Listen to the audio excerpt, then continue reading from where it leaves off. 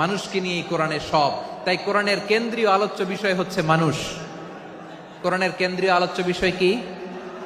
যশোরের ভাইয়েরা বুঝে থাকলে সবাই বলবেন কোরআনের কেন্দ্রীয় আলোচ্য বিষয় কি? এই যে আমি মূল আলোচনায় যাচ্ছি এখন।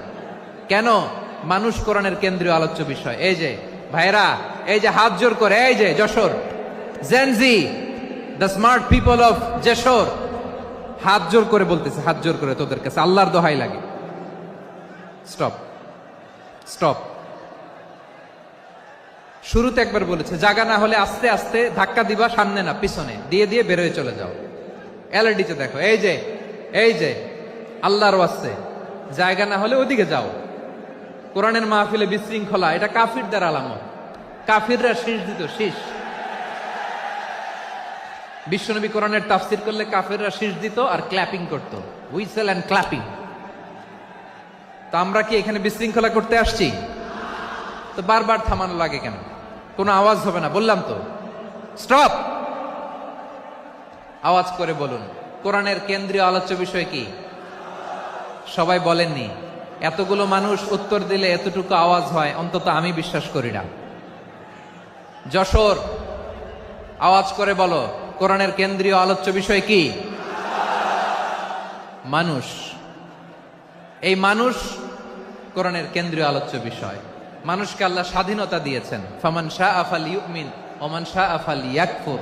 চাইলে মুমিন হতে পারো, চাইলে কাফের হতে পারো, তোমার ইচ্ছা। তবে জেনে রাখো, মুমিন হলে পাবা জান্নাত, কাফির হলে পাবা জাহান্নাম। নাও দ্য ডিসিশন ইজ ইয়ার্স। সিদ্ধান্ত তোমার, জান্নাতে যাবা না জাহান্নামে যাবা। যশোরের ভাইয়েরা আওয়াজ করে বলুন কই যেতে চান, জান্নাতে না জাহান্নামে? ডান দিকে না বাম দিকে? ডানপন্থী না বামপন্থী?